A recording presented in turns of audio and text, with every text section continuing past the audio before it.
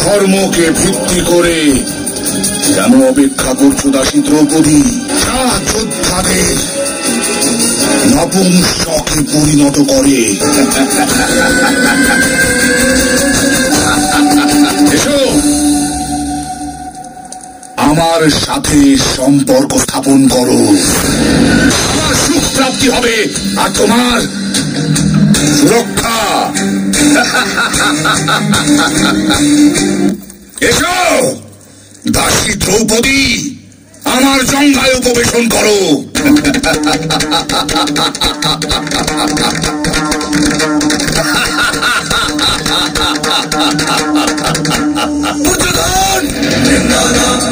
আমি তোমাকে এমন মৃত্যুদণ্ড দেব যে সারা জগৎকে বেউলবে। আমি তোমার এই জঙ্ঘায় চিরে তোমার প্রাণ নেব। এ আমার প্রতিজ্ঞা, এ আমার প্রতিজ্ঞা, আমার প্রতিজ্ঞা এটা। আর যতদিন না আমি তোমাদের ধূলিসাৎ করছি,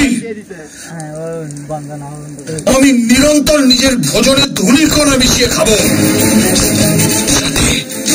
আমি স্মরণে রাখতে পারি আমি মানুষ নই, নরকের কীট মাত্র, নরকের কীট মাত্র আমি।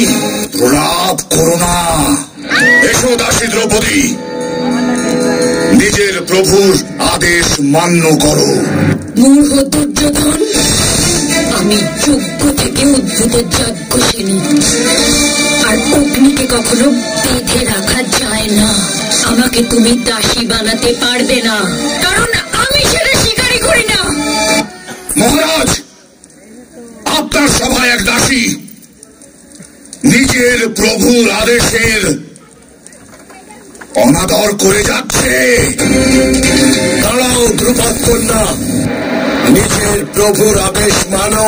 যেতে দিন মহারাজ, যেতে দিন।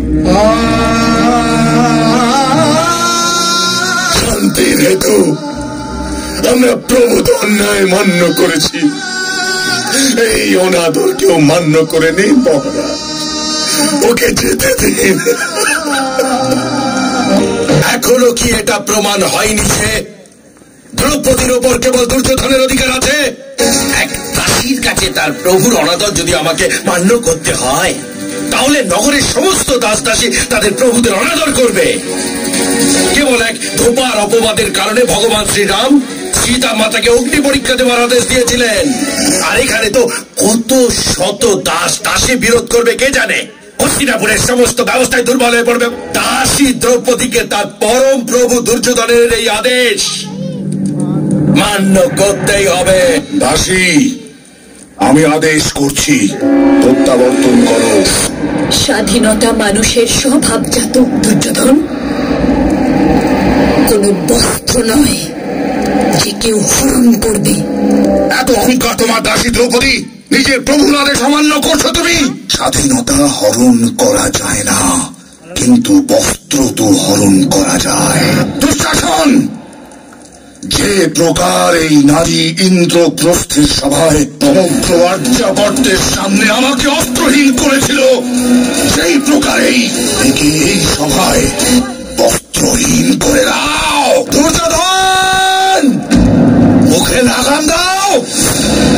এই রূপ, এই সভা অন্ধকারে আচ্ছন্ন, ঠিক সেই রূপ।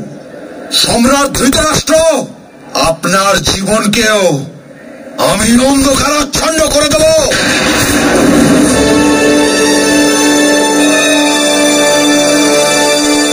গোবিন্দ, গোবিন্দ।